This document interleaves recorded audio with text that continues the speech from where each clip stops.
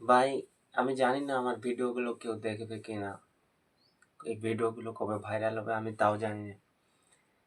কিন্তু আমি এসছি আজকের ভিডিওতে আমার যে কথাগুলো, সেই কথাগুলো শেয়ার করার জন্য। এই অভিশপ্ত জীবনের,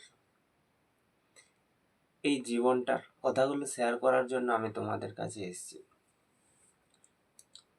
হয়তো কেউ দেখবেও না আমার ভিডিওগুলো, যে কেউ দেখবে না আমার ভিডিওগুলো, তারপরেও আমি ভিডিও বানাতে আসছি।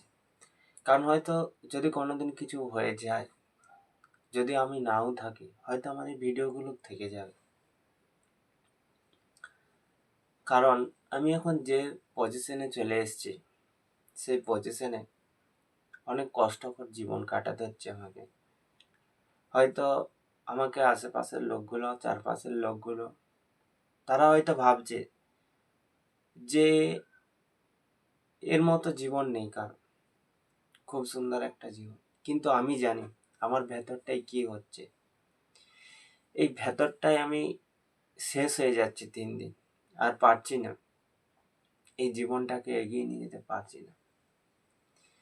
ধীরে ধীরে শরীরের একের পর এক সমস্যা দেখা দিচ্ছে, যে সমস্যাগুলো খুবই খারাপ লাগছে। আমি ভাই, এখন আমার যে সমস্যাটা হচ্ছে, বিশ্বাস করবে না তোমরা, আমার পেশাব জ্বালা করছে, তাড়াতাড়ি পেশাব হচ্ছে।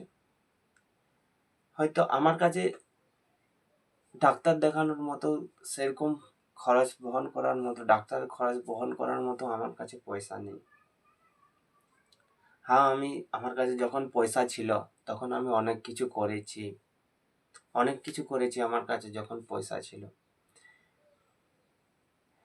আমি ফুটবল খেলা ভালোবাসতাম, ফুটবল খেলতে ভালোবাসি।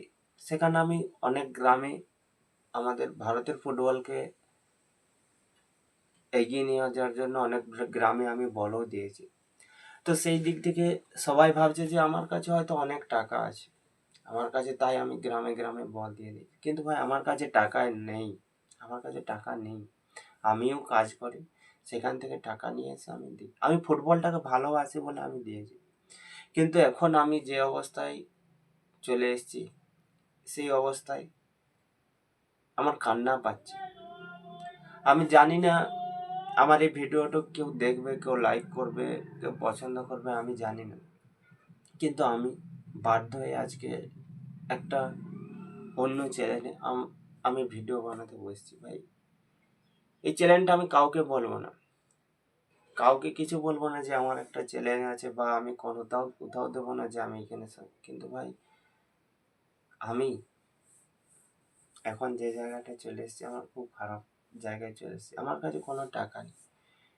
তো আমি যে সরকারি হসপিটালে দেখাবো, সেই সরকারি হসপিটালে গিয়ে যে আমি যাব ভাড়া করে, সেই ভাড়া করে যাওয়ারও টাকা নেই।